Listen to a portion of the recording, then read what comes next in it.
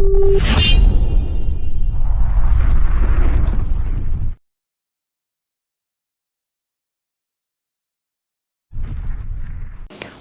మిక్కిలి ప్రియ దైవ బిడ్డలారా, బైబిల్ గ్రంథములో నుండి వాక్యమును చదువుతాను, జాగ్రత్తగా గమనించండి. హెబ్రీయులకు రాసిన పత్రిక 12వ అధ్యాయము 7వ వచనము నుండి కొన్ని మాటలను నేను మీ కొరకు చదివి వినిపిస్తాను. చాలా జాగ్రత్తగా ఆలకించండి. 12వ అధ్యాయము 7వ వచనము నుండి, శిక్షా ఫలము పొందుటకై మీరు సహించుచున్నారు, దేవుడు కుమారులుగా మిమ్మును చూచుచున్నాడు. తండ్రి శిక్షింపని కుమారుడెవడు? కుమారులైన వారందరూ శిక్షలో పాలు పొందుచున్నారు. మీరు పొందని ఎడల దుర్భేర్చులే గాని కుమారులు కారు. మరియు శరీర సంబంధులైన తల్లిదండ్రులు మనకు శిక్షకులై ఉండిరి, వారి యందు భయభక్తులు కలిగి ఉంటుమి. అట్లయితే ఆత్మలకు తండ్రి అయిన వానికి మరి ఎక్కువగా లోబడి బ్రతకవలెను కదా. వారు కొన్ని దినముల మటుకు తమకు ఇష్టము వచ్చినట్లు మనలను శిక్షించుతురి, గాని మనము తన పరిశుద్ధతలో పాలు పొందవలనని మన మేలు కొరకే ఆయన శిక్షించుచున్నాడు. మరియు ప్రస్తుతమందు సమస్త శిక్షయు దుఃఖకారణముగా కనబడునే గాని సంతోషకరముగా కనబడదు.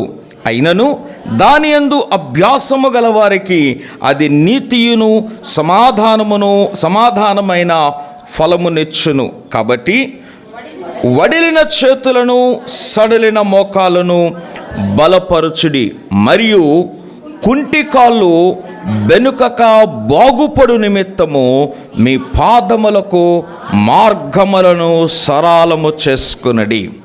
మీ మార్గములను సరళము చేసుకునడి. మిక్కిలి ప్రియ దైవ బిడ్డలారా, ఎంతటి అమూల్యమైన సత్యాలు ఉన్నాయో ఈరోజు మీకు నేను వివరిస్తాను. పౌలు గారు ఈ హెబ్రీ సంఘానికి వ్రాస్తూ ఈ అధ్యాయానికి వచ్చేసరికి ఓ ప్రాముఖ్యమైన విషయాన్ని ప్రస్తావన చేశాడు. మనము 7వ వచనము నుండి 13వ వచనము వరకు చదివేము, విన్నాము. ఈ 7 నుండి 13 వచనాల వరకు ఉన్న ఈ సందేశం, ద మెసేజ్ అంశము ఏమై ఉన్నదంటే డిసిప్లైన్ అంటే క్రమశిక్షణ. క్రైస్తవ జీవితంలో డిసిప్లైన్, క్రమశిక్షణ చాలా అవసరం. క్రమముగా బ్రతకడం, ఆ క్రమము కూడా శిక్షణతో కూడినదై ఉండాలి. It should be A trained. నీవు ఒక విషయములో నిష్ణాతునిగా, లేక ఒక విషయములో తర్ఫీదు పొందిన వానిగా, నీవు చక్కనైన క్రమముగా నీవు శిక్షణ పొందిన వ్యక్తిగా దేవుని యొక్క సన్నిధిలో ఎదగాలి. ప్రార్థనకు ఒక సమయం, కుటుంబ ప్రార్థనకు సమయం, ఒంటరి ప్రార్థనకు సమయం, ప్రతి దానికి సమయమును కేటాయించుకోవాలి. ఈ భూమి మీద, ఈ లోకములో మనకు ప్రతిదానికి సమయం ఉన్నది.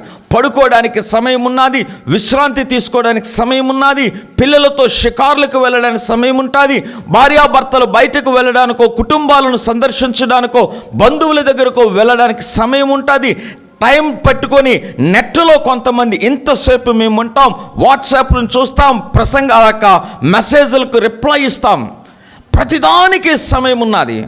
కానీ డిసిప్లిన్ లేని జీవితం క్రీస్తు దగ్గరకు వచ్చేసరికి, దేవుని దగ్గరకు వచ్చేసరికి there is no discipline. Time ఎప్పుడు దొరికితే అప్పుడు చదవడం, టైం లేకపోతే మానేయడం, టైం దొరికితే ప్రార్థన చేయడం, టైం లేకపోతే మానేడు, టైం దొరికితే మందిరానికి వెళ్ళడం, టైం లేకపోతే మానేడు. ఇదే కదా జరుగుతుంది క్రైస్తవ్యంలో. టైం లేదు మందిరానికి రావడానికి, దేవుని సన్నిధిలో గడపడానికి టైం లేదు, దేవునిలో ఎదగడానికి టైం లేదు, దేవుని యొక్క శక్తిని పొందుకోవడానికి, బలముగా ఉండడానికి టైం లేదు. ఎక్సర్సైజ్ చేయడానికి టైం ఉంటుంది, వ్యాపారాలు చేయడానికి టైం ఉంటుంది. ఈ లోకంలో అన్నింటికీ టైం ఇస్తాం. నేను ఇన్ని గంటలకు నీకు ఫోన్ చేస్తాను, రెడీగా ఉండి, ఫోన్తో నేను నీతో మాట్లాడాలి. ఇన్ని గంటలకు మీ దగ్గరకు వస్తాను, రెడీగా ఉండండి, బయటికి వెళ్దాం. ప్రతిదానికి సమయాన్ని కేటాయిస్తాం. కానీ ఇట్స్ వెరీ అన్ఫార్చునేట్, చాలా దురదృష్టకరం. దేవుని దగ్గరకు వచ్చేసరికి అందరూ ఉపయోగించే ఓ భయంకరమైన మాట, టైం లేదండి, టైము లేదండి. ఇక్కడ పౌలు గారు ఈ హెబ్రీలకు రాసిన పత్రిక 12వ అధ్యాయము 7వ వచనంలో మొదటి మాట అందరూ చదవండి. అక్కడ ఉన్న మాట, పొందుటకై మీరు సహించుచున్నారు, మీరు సహించుచున్నారు, మీరు ఓపిక పడుతున్నారు. దేని కొరకు అంటే శిక్ష కాలమును పూర్తి చేయడానికి, శిక్షణ మీకు కలగడానికి. ఒక మాటను చెప్తాను, చాలా జాగ్రత్తగా గమనించండి. పనిష్మెంట్, ఈ మాట ఇంగ్లీష్ బైబిల్లో పనిష్మెంట్ అని ఉన్నది. పనిష్మెంట్ అనేసరికి చాలా మనసులో బాధ అయిపోతుంది. ఏంటి పనిష్మెంట్ ఏంటి అంటే, ఒక మాటగా మీకు చెప్తాను, శిక్ష, punishment is nothing but discipline. మళ్ళీ చెప్తాను, punishment is nothing but discipline. నీకు ఎవరన్నా ఒక శిక్ష విధించారు అంటే అది నిన్ను క్రమశిక్షణలో పెట్టడానికి. టీచర్ గారు స్కూల్లో ఒకవేళ మీకు పనిష్మెంట్ ఇచ్చారంటే మీ మీద, మీ పిల్లల మీద ఉన్న కోపం కాదు, వారు క్రమశిక్షణగా ఉండడానికి. మనకు ఒక పనిష్మెంట్ పడ్డాది అంటే కారణం క్రమశిక్షణగా ఉండడానికి. ఒకవేళ జైల్లో పెట్టారు, ఆ జైల్లో నీకు పనిష్మెంట్ ఉన్నది, నీవు ఇన్ని రోజులు పనిష్మెంట్ అనుభవించాలి అని ప్రభుత్వం ఒకవేళ జైలుకి ఎవరినైనా ఒక వ్యక్తిని పంపించారంటే ఆ వ్యక్తి డిసిప్లైన్ మిస్ అయిపోయాడు, క్రమశిక్షణను ఉల్లంఘించాడు, క్రమశిక్షణను కాదన్నాడు, క్రమశిక్షణ వద్దనుకున్నాడు. కాబట్టి ఆ వ్యక్తికి మరలా క్రమశిక్షణలో పెట్టడానికి ఏం చేశారంటే పనిష్మెంట్, శిక్షాకాలము. ఆ శిక్షాకాలము వలన నేర్చుకోవాలి. We should learn. Yes, ఈ శిక్ష వలన నేను ఇది నేర్చుకున్నాను. అంతేగాని శిక్ష పడ్డాలే మరలా మామూలే బ్రతుకు అనుకుంటే కాదు. నీవు శిక్షించబడ్డావంటే యు ఆర్ సో బ్లెస్డ్, నీవు చాలా ఆశీర్వదించబడ్డావు.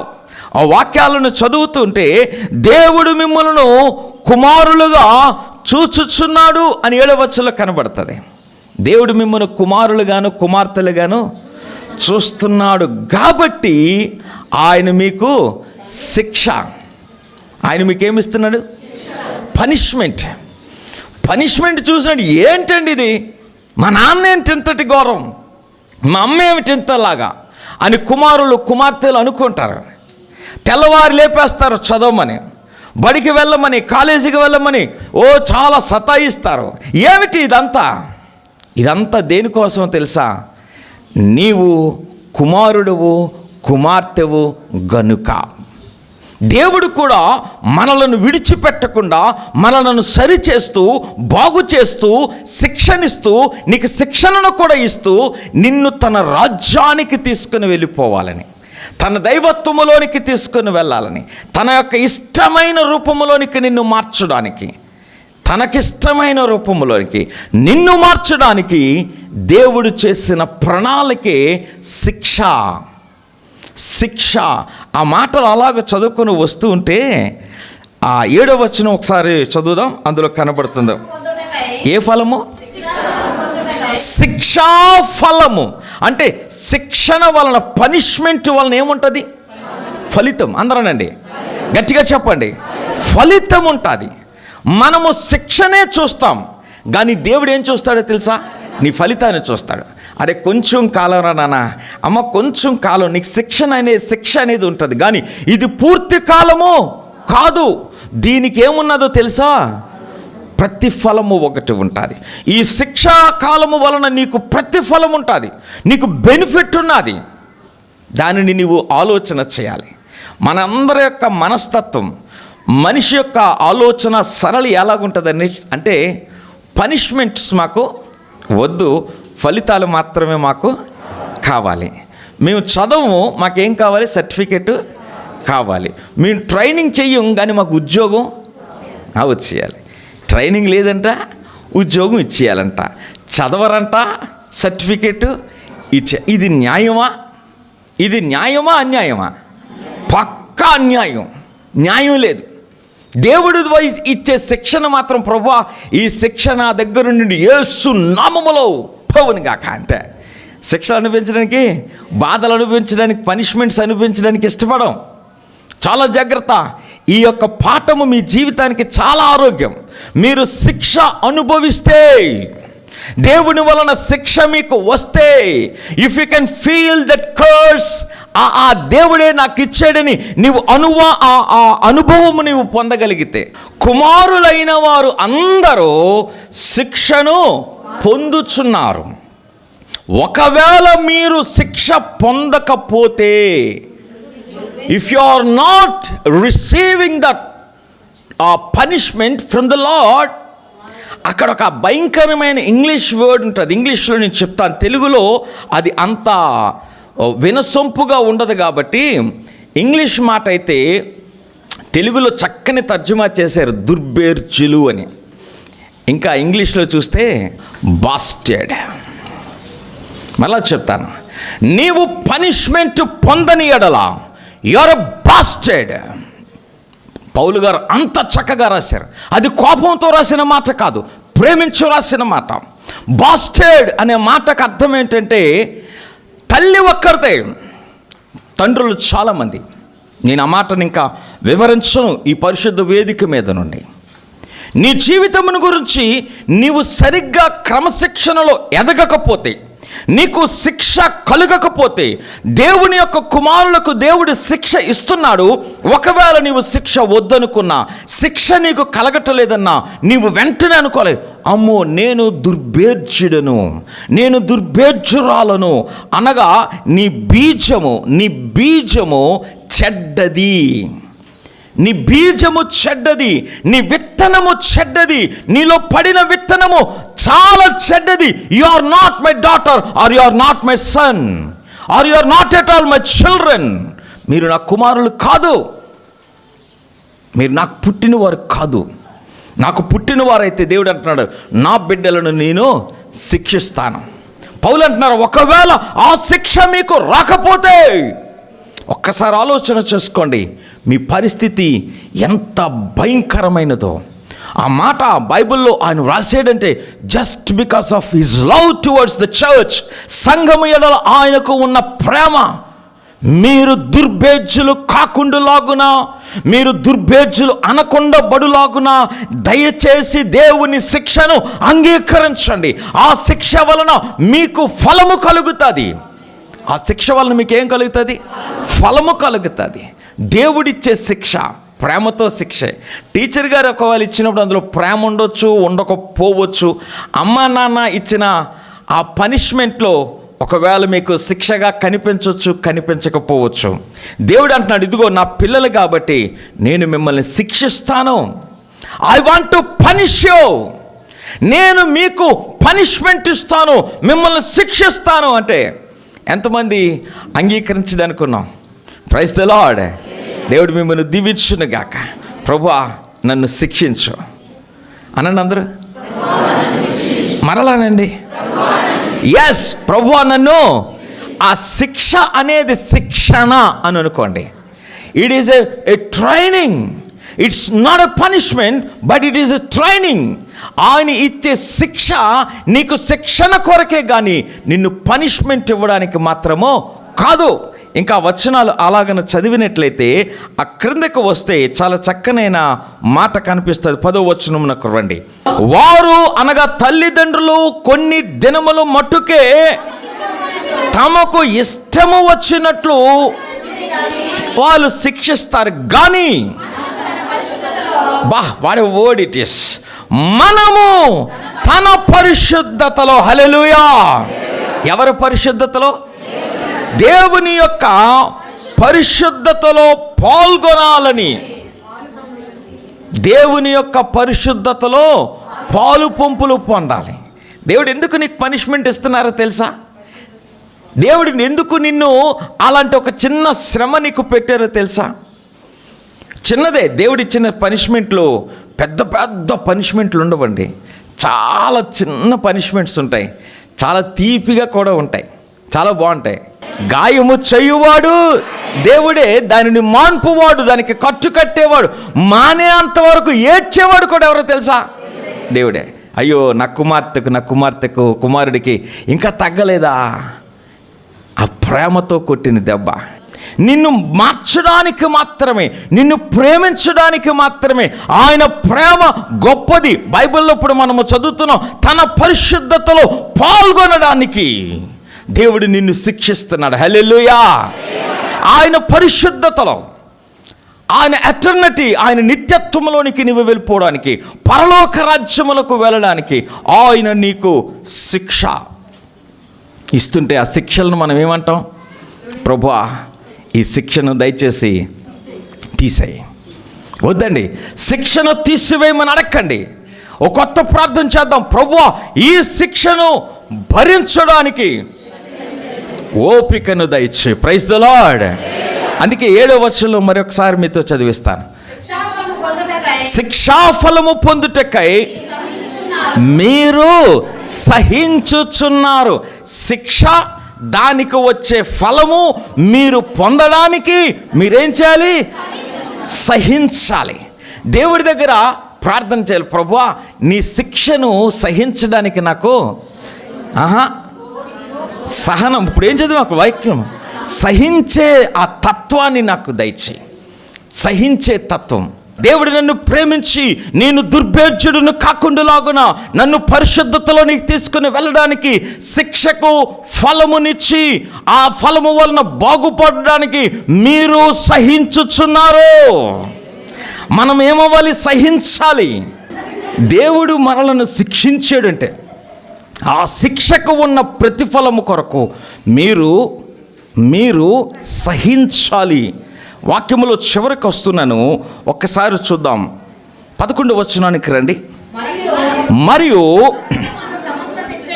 ప్రస్తుత కాలములో ఇప్పుడు మనం అనుభవిస్తున్న సమస్త శిక్షయు మనకు కనబడడానికి ఎలాగుంటుందంటే దుఃఖంగా ఉంటుంది. ఏమి రాశాడండి పౌలు, ఎంత అద్భుతమైన వివరణ. ఇప్పుడు మీకు కనిపిస్తున్న ఈ శిక్ష దుఃఖముగా కనిపిస్తూ ఉండొచ్చు. ఇది మీకు సంతోషముగా, పాస్టర్ గారు మీకు ఏంటండి బాబు, దుఃఖాన్ని కూడా సంతోషంగా చెప్తున్నారు, శిక్షను కూడా అనుభవించండి అంటున్నారు, పనిష్మెంట్స్ తీసుకోండి అంటున్నారు అని మీకు అనిపించవచ్చు. పౌలు గారు ఉత్తరాన్ని రాస్తూ అదే మాట అంటున్నారు. మీకు ఇది దుఃఖకరమే, ఇది సంతోషకరము కాదు. మీకు దీనిని భరించడము కష్టముగా అనిపించవచ్చు. అయినను, చాలా జాగ్రత్త, అయినను దాని యందు అభ్యాసము.